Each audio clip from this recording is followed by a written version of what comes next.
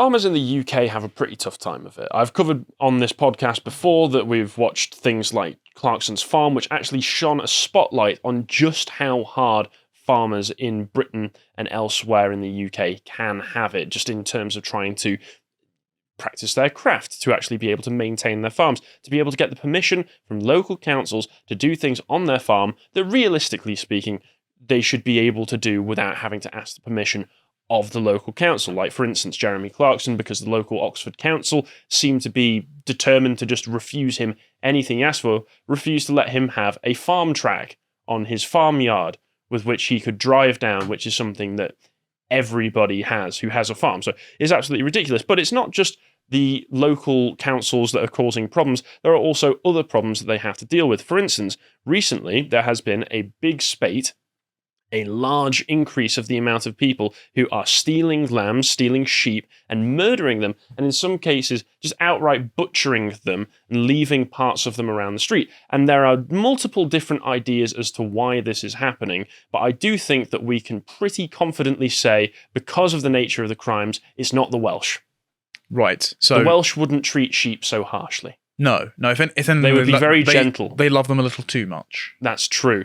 But is this a crime of the new Welsh then? The new diversity? It might be a crime diversity? of the new Welsh. This might be a symptom of cultural enrichment. Obviously, we can't say for certain, but the examples that I've seen do seem to point towards this. And once again, farmers already have enough BS to put up with on a day-to-day basis without having to worry that their entire flock of sheep might be stolen over the springtime. But before I go any further, I thought it was relevant to bring up this, which is the video that you did with Josh last year in November on the psychology of the Silence of the Lambs. I've still not watched this video. I'm sorry about that. It's very good. It explains how Buffalo Bill is true trans representation. Very interesting. I'm sure that you two go into a lot of detail on that subject. So we have memberships at different tiers for the website, starting from as little as £5 per month. And with that, you're able to access all of the brilliant work that we do on the website. And that's not just videos, that's articles. That's if you go to the gold tier membership, then you can even get the opportunity to talk to one of us at the end of each month for the gold tier Zoom calls. So there's plenty on offer. So please consider signing up. Anyway, I thought I'd start this off because there are some quite nasty stories in this one, with one that's a little bit funnier, which was this GB News article talking about how a lamb had been found alongside £10,000 worth of drugs in an abandoned car on the motorway. Now, so this is a Scottish lamb, not Welsh lamb. Possibly. As far as I'm aware, the lamb has been taken into custody and is currently being questioned for its accomplices, and the whereabouts of any other farmyard animals skulking about would be very welcome. Now, what's gone on? So the lamb was found in the car Class A drugs were in on the M74 motorway. It was actually in Scotland. It was... Police Scotland officers approached the vehicle on the weekend where they discovered the farm animal along with heroin with an estimated value of £7,000 and cocaine worth around £3,000 as well.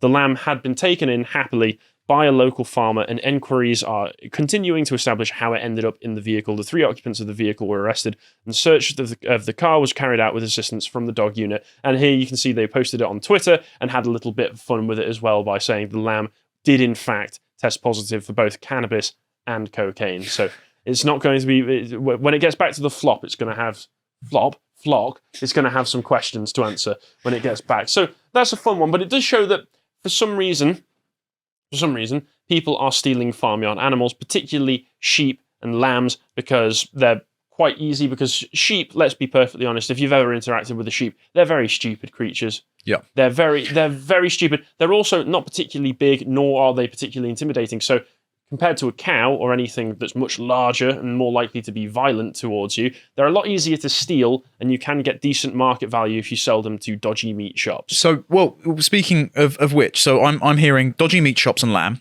I'm hearing Class A drugs, and I'm seeing the interior of what looks like a decent enough car to be a BMW. I might suggest this might be a crime of Albanian descent or something in that region.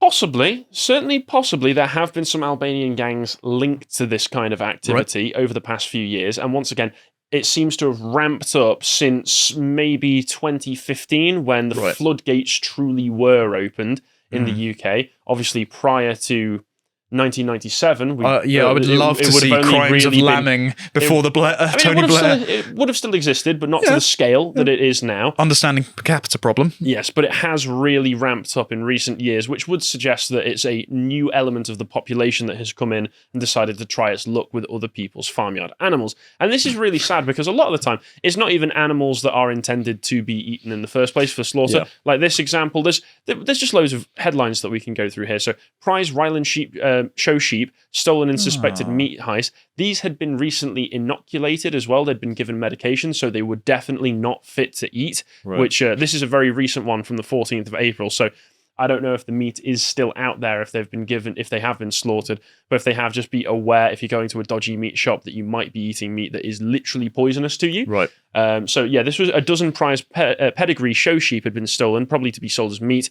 According to their breeder, the flock's owner, Jack Deacons, 23, discovered his rare breed coloured Ryland sheep had been taken on Wednesday, saying the animals were not fit for human consumption. That's just sad, because people do get emotional bonds and attachments to their animals, as anybody would expect. But it can happen with farmyard animals as well, which is why you shouldn't name them. If you're a farmer, this is the problem with Jeremy Clarkson when he had that cow, Pepper, that was supposed to be giving birth, and when it wasn't able to give birth, and they're like, well, you best slaughter it then. We've got a pet cow. We've got a pet cow now. I wouldn't have been able to do it either. I wouldn't have been able to do it. I probably don't have the constitution to be a farmer. Maybe I could steel myself for it if I needed to, but I wouldn't want to, because, sending off these animals that you do form attachments to would be really sad. Yeah. And then we get over 20 sheep stolen in Donegal. Oh, that's where most of my family are from. Yeah, so this is in Ireland. They might be your family's sheep, who knows? This is 7 ewes and their 14 lambs have been stolen at their farm at Knockybrin, outside Letterkenny. I don't know why I pronounce that like a Welshman. The farmer, John Russell, told the Irish Farmers Journal that the sheep were taken from an out farm between Sunday 9th April and Saturday 15th April. Then the next one, sheep theft leaves Canterbury pet owner devastated. This one's really sad, because this is just a woman who had saved a lamb, and instead of using it for any farming purposes, just kept it as a pet. It's called Lucky, and it's been stolen from her. So this one's very sad. And as well as just sheep being stolen, some are being found brutally slaughtered. So this is lambs butchered and stolen in Cambridgeshire.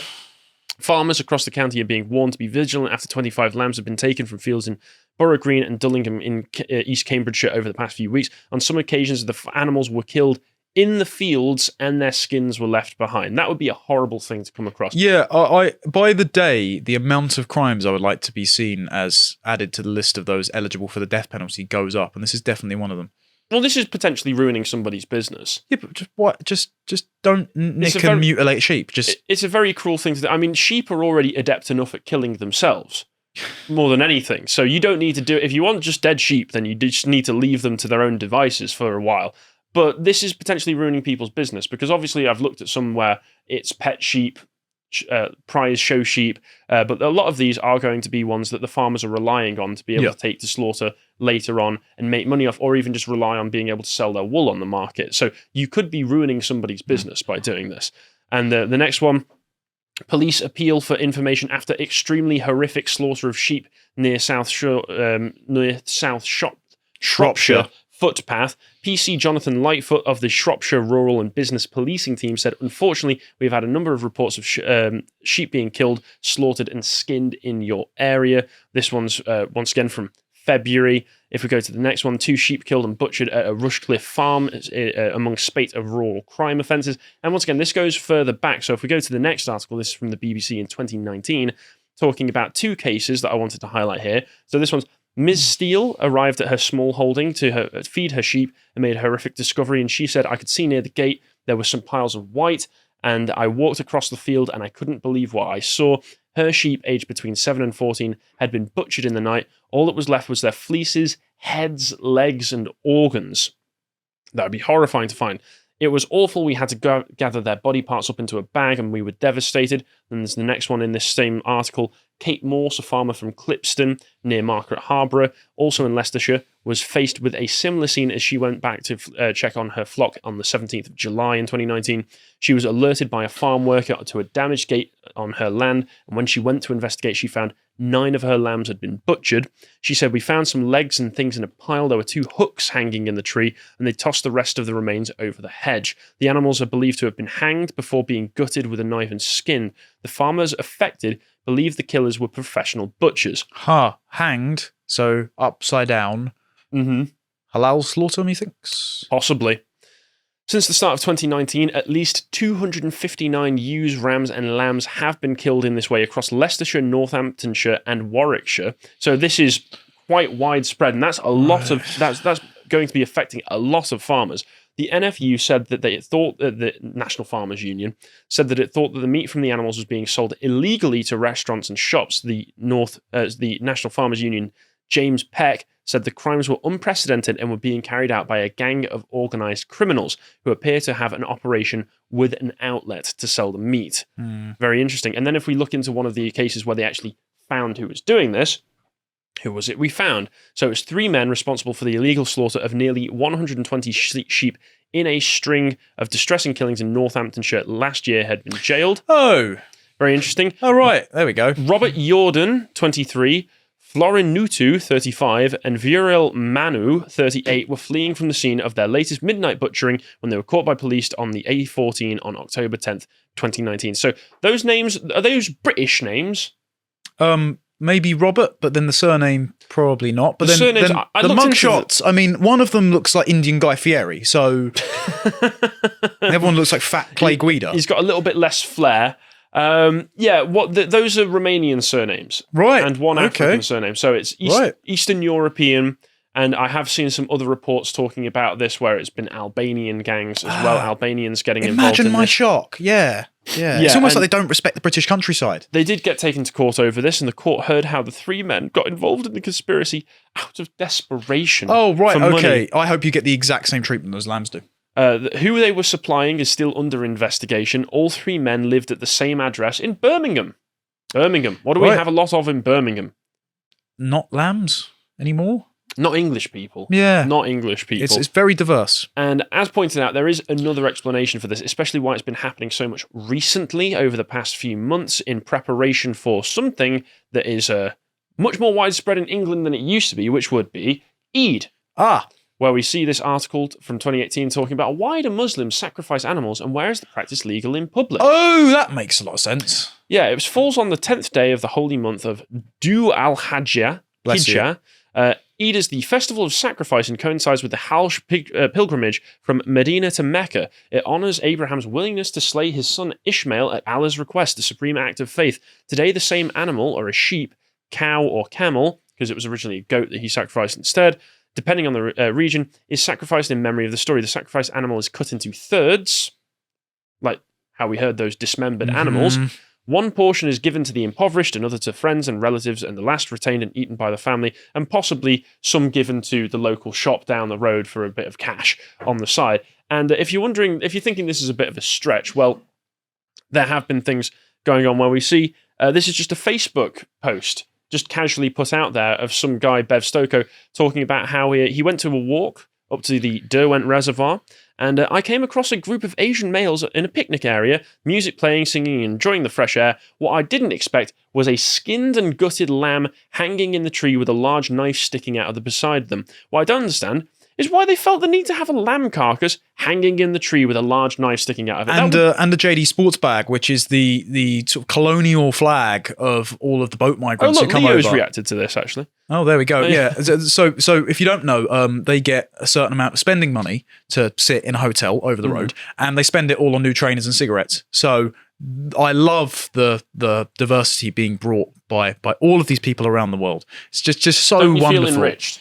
You feel enriched? I can't say that on YouTube. So I'm not saying that there is a monocausal reason for all of this happening. Of course, there's plenty of countries that these people are coming from. Yeah, there will be numerous gangs of people who are probably natives to England and Wales and Scotland and Ireland who are doing this just for profit. But show me one. There seems to be a bit of an uptick recently. the scale has increased, and my 3 theories are that, yeah, you get the native rustlers, but Romanian, Albanian, other Eastern European gangs doing it for profit, and Muslims doing it for Eid.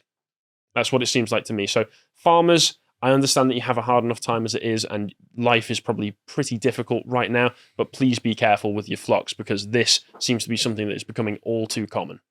We hope you enjoyed that segment from the podcast Lotus Eaters. If you did, you can go over to our website where you can get the full podcast uncensored for free. And also, for as little as £5 a month, you can get all of our premium content. For example, the Epoch series where Bo has been talking Carl through the history of the Assyrian Empire.